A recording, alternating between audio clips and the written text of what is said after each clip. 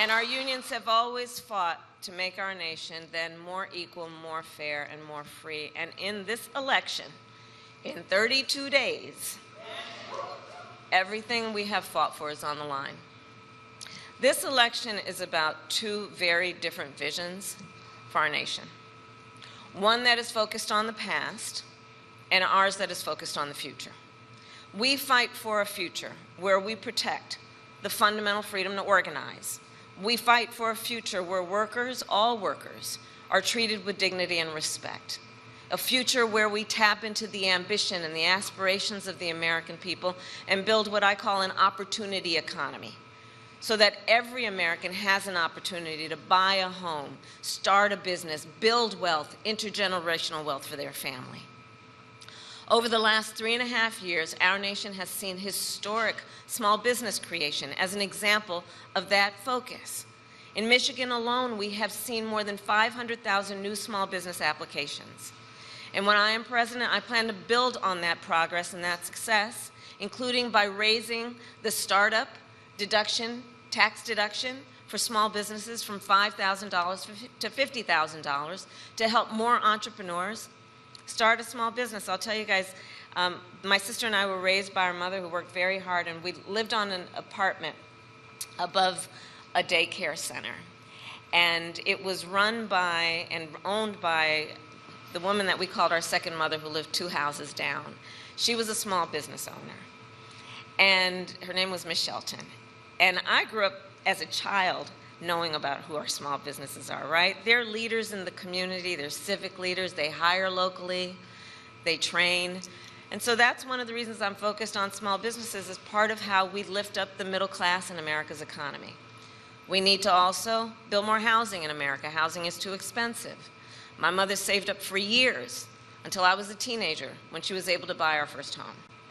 And right now we have a serious housing shortage in America, and that's part of what is driving up costs. And so we're going to cut red tape, we're going to work with the private sector, and we'll build 3 million new homes by the end of my first term.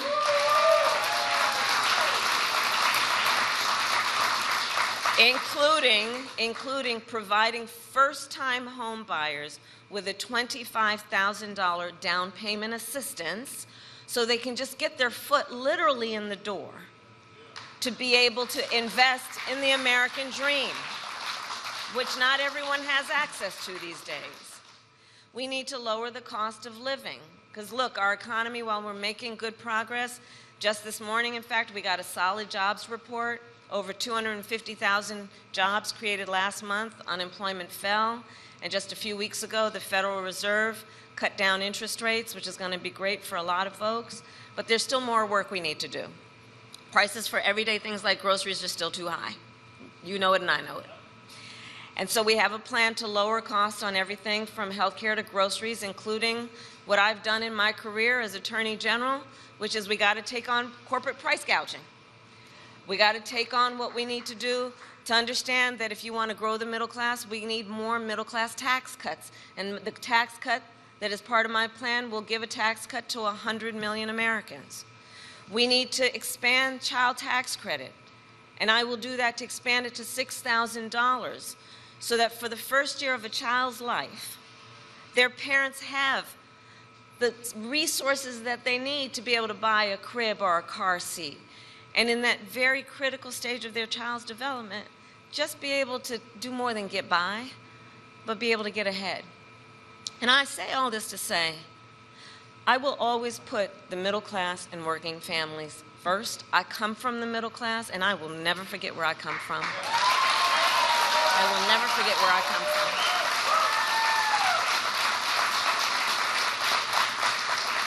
And we know we cannot have a strong middle class without American manufacturing.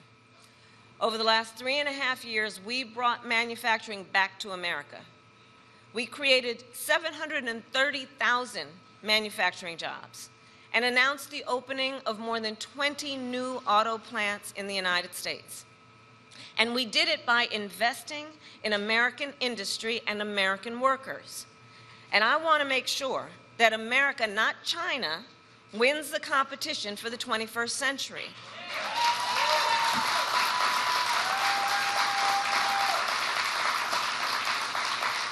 So under my plan, we will invest in the industries that built America, like steel, iron, and the great American auto industry. Yeah. So we can ensure that the next generation of breakthroughs, from advanced batteries to electric vehicles, are not only invented but built right here in America by American union workers.